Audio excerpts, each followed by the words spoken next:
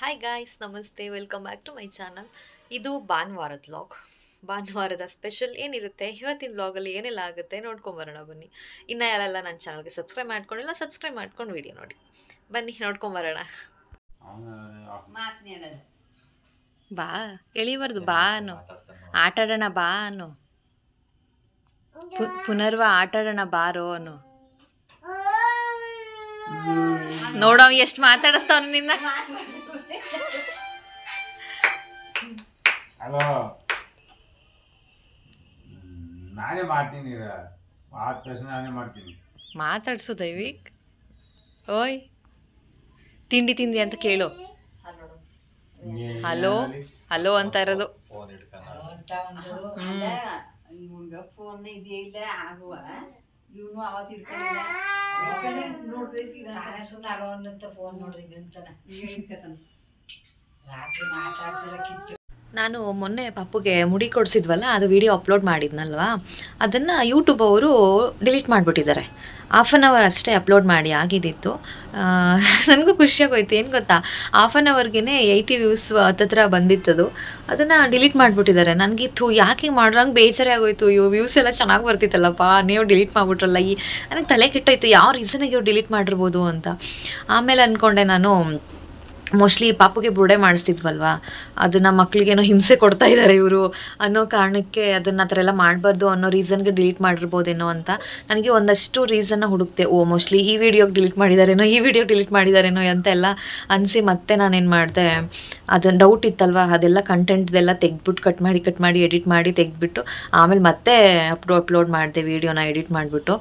ನನಗೆ ಎಷ್ಟು ಬೇಜಾರಾಗೋಯ್ತು ಗೊತ್ತಾ. ನಿಜವಾಗ್ಲೂ ವಿಡಿಯೋ ಎಡಿಟ್ ಮಾಡೋದು ಒಂದ್ಸಲಿ ಮಾಡ್ಬೋದು, ಮಾಡಿರೋ ವೀಡಿಯೋನೇ ಮತ್ತೆ ಎಡಿಟ್ ಮಾಡಬೇಕು, ಒಂದು ಕಡೆಯಿಂದ ಮತ್ತೆ ವಾಯ್ಸ್ ಓವರ್ ಕೊಡಬೇಕು ಅಂದರೆ ನಿಜ ಎಷ್ಟು ಬೇಜಾರಾಗತ್ತಲ್ವ. ವಿಡಿಯೋ ಮಾಡೋರಿಗೆ ಅದು ಗೊತ್ತಿರುತ್ತೆ ನಿಜವಾಗ್ಲೂ ಅದು ಎಷ್ಟು ಕಷ್ಟ ಆಗುತ್ತೆ ಅಂತ. ಬೇಜಾರಾಯಿತು. ಆದರೂ ಮತ್ತೆ ಎಡಿಟ್ ಮಾಡಿ ಅಪ್ಲೋಡ್ ಮಾಡಿದೆ, ಒಂದಷ್ಟು ವೀಡಿಯೋಸ್ನೇ ಕಟ್ ಮಾಡಿಬಿಟ್ಟು ಮಾಡಿದೆ.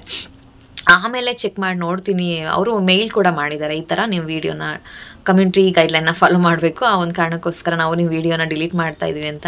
ಏನೋ ಚಿಲ್ಡ್ರನ್ಸ್ ಸೇಫ್ಟಿ ಪಾಲಿಸಿ ಅದು ಇದು ಅಂತ ಏನೇನೋ ಹಾಕಿದ್ರು. ಸೊ ಆವಾಗ ನನಗೆ ಅಂದ್ಕೊಂಡೆ, ಮೋಸ್ಟ್ಲಿ ಪಾಪು ಮುಡಿ ಕೊಡ್ತಿದ್ದ ವೀಡಿಯೋಗೆ ಹಂಗೆ ಮಾಡಿದಾರೋ ಏನೋ ಅಂತ. ನನಗೆ ಕರೆಕ್ಟಾಗಿ ರೀಸನ್ ಗೊತ್ತಿಲ್ಲ ಆಯ್ತಾ, ಅವ್ರು ಯಾವ ಕಾರಣಕ್ಕೋಸ್ಕರ ಡಿಲೀಟ್ ಮಾಡಿದ್ರು ಅಂತ. ಹಂಗಾಯಿತು, ಬೇಜಾರಾಯಿತು ನನಗೆ. ಆಮೇಲೆ ಇನ್ನೊಂದು ಏನಪ್ಪ ಅಂತಂದರೆ, ನಾನು ಪಪ್ಪುಗೆ ಮುಡಿ ಕೊಟ್ಟಿದ್ದು ಸ್ಟೇಟಸಲ್ಲೆಲ್ಲ ಹಾಕ್ಕೊಂಡಿದ್ದೆ ಆಯಿತಾ.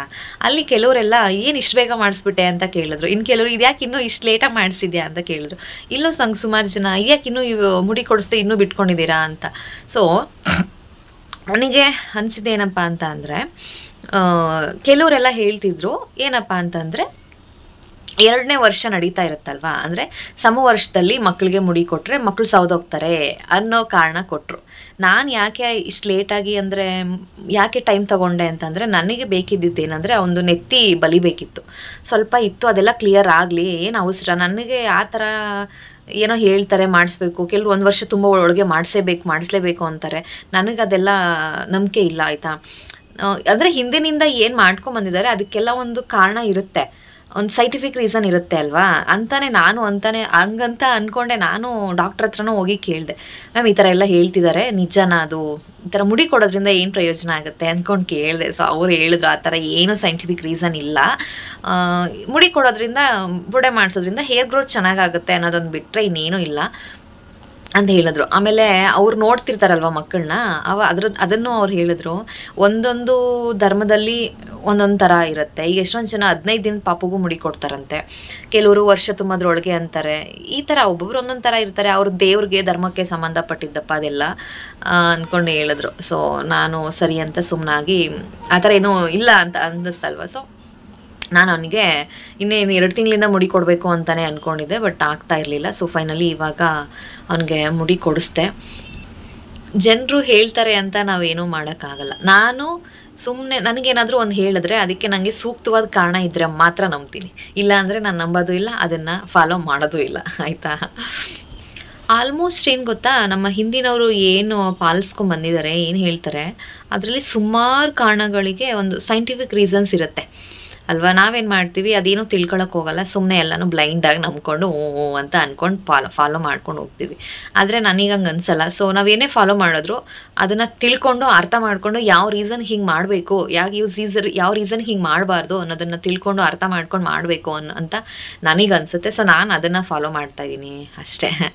ಹಂಗಾಗಿ ನಾನು ವರ್ಷ ತುಂಬೋದ್ರೊಳಗೆ ಮಾಡಿಸ್ಲೇಬೇಕು ಅಂತ ಏನು ಅಂದ್ಕೊಂಡಿರಲಿಲ್ಲ. ಕೆಲವರು ಆಮೇಲೆ ಇನ್ನೊಂದು ಇಂಟ್ರೆಸ್ಟಿಂಗ್ ವಿಷಯ ಏನಪ್ಪ ಅಂತಂದರೆ, ವರ್ಷ ತುಂಬೋದ್ರೊಳಗೆ ಮಾಡಿಸ್ಬೇಕು, ಇಲ್ಲ ಅಂತಂದರೆ 2ನೇ ವರ್ಷದಲ್ಲಿ ಮಾಡ್ಸಂಗಿಲ್ವಂತೆ, 3ನೇ ವರ್ಷದಲ್ಲಿ ಮಾಡಿಸ್ಬೇಕಂತೆ. ಅದ್ರ ಮಧ್ಯೆ ಇನ್ನೊಂದು ಏನಪ್ಪ ಅಂತಂದರೆ, ಅವರೇನಾದರೂ ಮತ್ತೆ ಪ್ರೆಗ್ನೆಂಟ್ ಆದರೆ ಡೆಲಿವರಿ ಆಗೋವರೆಗೂ ಆ ಮಗುಗೆ ಬುಡೆ ಮಾಡ್ಸಂಗಿಲ್ವಂತೆ. ಮೊದಲನೇ ಮಗು ಇರುತ್ತೆ, ಸೊ 2ನೇ ಮಗು ಪ್ರೆಗ್ನೆಂಟ್ ಆದಾಗ ಮೊದಲನೇ ಮಗುಗೆ ಬುಡೆ ಮಾಡ್ಸಂಗಿಲ್ವಂತೆ. ಯಪ್ಪ ಇದೆಲ್ಲ ಏನು ಹಿಂಗೆಲ್ಲ ಅಂತ ಅನ್ನಿಸ್ತು ನನಗೆ ಕೇಳಿಬಿಟ್ಟು. ಅಯ್ಯೋ ದೇವ್ರೆ, ಅವ್ರವ್ರ ಇಷ್ಟ ಆಯಿತಾ. ಸೊ ಅವ್ರಿಗೆ ಹೆಂಗೆ ಅನಿಸುತ್ತೋ ಹಂಗೆ ಮಾಡಿಸ್ಬೋದು. ನಾನು ಅವ್ನ ಸೇಫ್ಟಿ ನೋಡ್ಕೊಂಡು ನಾನು ಬುರ್ಡೆ ಮಾಡಿಸಿದ್ದಷ್ಟೇ. ಅವ್ನಿಗೆ ಹೇರ್ ಫಾಲ್ ಎಲ್ಲ ಆಗ್ತಿತ್ತು, ಆಮೇಲೆ ಒಂದು ಕರ್ಲಿಯರ್ ಆಗಿರೋದ್ರಿಂದ ಅವ್ನು ತಲೆ ಬಾಚೋದಕ್ಕೂ ಸ್ವಲ್ಪ ಹಿಂಸೆ ಆಗ್ತಿತ್ತು, ಸಿಕ್ಕು ಕಟ್ತಿತ್ತು, ಅವನಿಗೂ ನೋವಾಗುತ್ತಲ್ವ.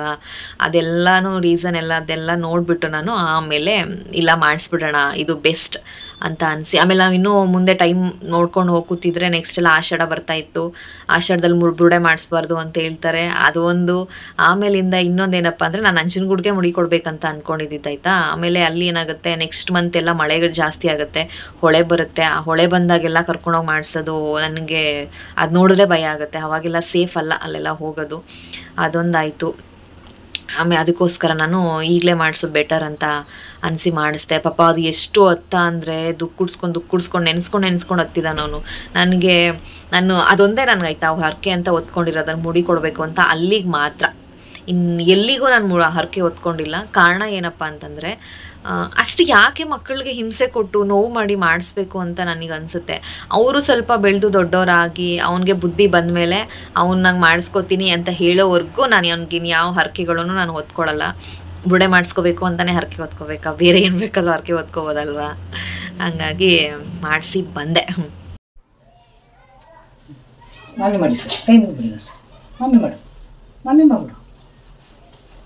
ಅದು ಬೇಡ, ಸಾಕು ಸಾಕು, ಅದು ಸಾಕು. ಕೈ ಮುಗಿಬಿಟ್ಟು ಬರ್ಬೇಕೀಗ ವಾಪಸ್. ಸಾಕು. ಎರಡು ಕೈಲಿ ಹಿಡಿ, ಎರಡು ಕೈಲಿ ಹಿಡ್ಕೊ. ಈ ಕೈಲಿ ಹಿಡ್ಕಪ್ಪ. ಮುಖದ ಹತ್ರ ಎತ್ಕೊಂಡ್ಬಿಡ್ತಾನೆ.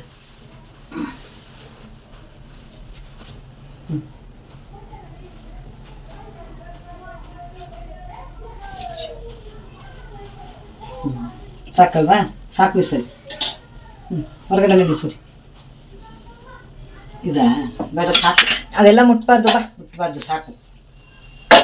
ಬಂತು ಅಮ್ಮ ಬಂತು. ಹಿಡ್ಕತೀನಿ. ಬಾ ಹೋಗೋಣ ಬಾ ಹೋಗೋಣ ಬಾ. ಹಿಡ್ಕತೀನಿ. ಬಾ ಹೋಗೋಣ ಬಾ.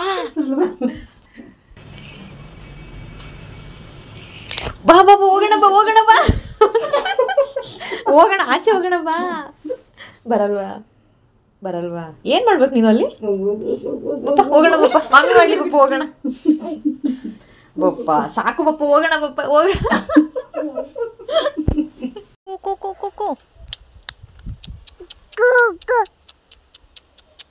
ಬಾ.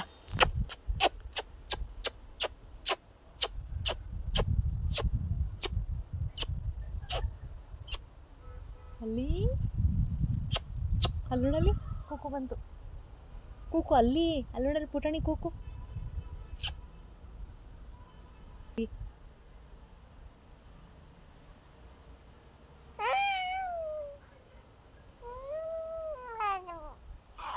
ಹೋಗೋಣ ಬಾ, ಅಮ್ಮ ಬಂದ್ಬಿಡ್ತಾಳೆ. ಬಾ, ದೊಡ್ಡ ಕೂಕು ಬಂದ್ಬಿಡುತ್ತೆ. ಆಮೇಲೆ ಎಲ್ಲೋಯ್ತು ದೊಡ್ಡ ಕೂಕು?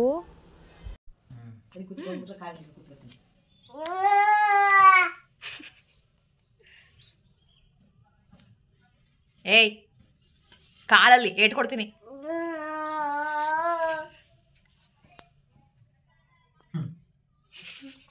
ನೋಡು ಕಾಲು.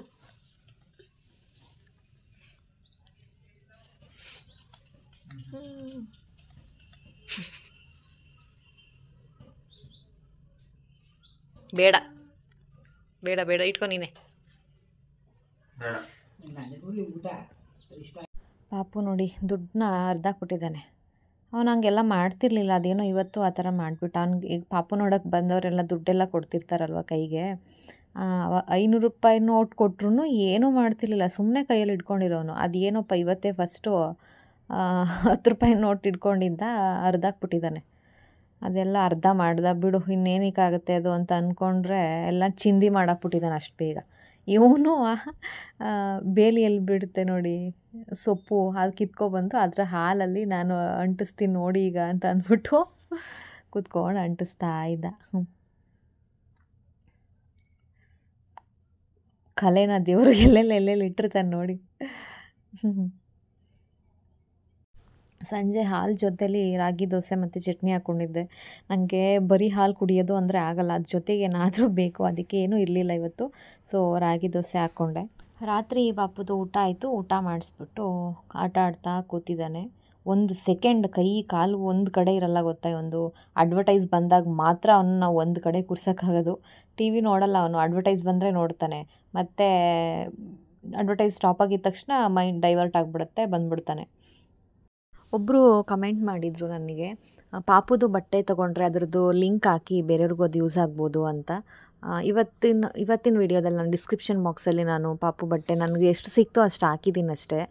ಒಂದಷ್ಟು ಲಿಂಕ್ ಸಿಕ್ತು ನನಗೆ, ಆ ಲಿಂಕನ್ನು ಡಿಸ್ಕ್ರಿಪ್ಷನ್ ಬಾಕ್ಸಲ್ಲಿ ಹಾಕಿರ್ತೀನಿ. ಇಂಟ್ರೆಸ್ಟ್ ಇದ್ದರೆ ಬೇಕಿದ್ದರೆ ಹೋಗಿ ಚೆಕ್ ಮಾಡಿ. ಇವತ್ತಿನ ವ್ಲಾಗ್ನ ನಾನು ಇಲ್ಲಿಗೆ ಮುಗಿಸ್ತಾ ಇದ್ದೀನಿ. ವಿಡಿಯೋ ಇಷ್ಟ ಆದರೆ ಲೈಕ್ ಮಾಡಿ, ಶೇರ್ ಮಾಡಿ, ಕಮೆಂಟ್ ಮಾಡಿ ಆಯಿತಾ. ಇನ್ನೂ ಯಾರೆಲ್ಲ ನನ್ನ ಚಾನಲ್ಗೆ ಸಬ್ಸ್ಕ್ರೈಬ್ ಮಾಡ್ಕೊಂಡಿಲ್ವೋ ಸಬ್ಸ್ಕ್ರೈಬ್ ಮಾಡಿಕೊಂಡು ವಿಡಿಯೋ ನೋಡಿ. Thanks for watching.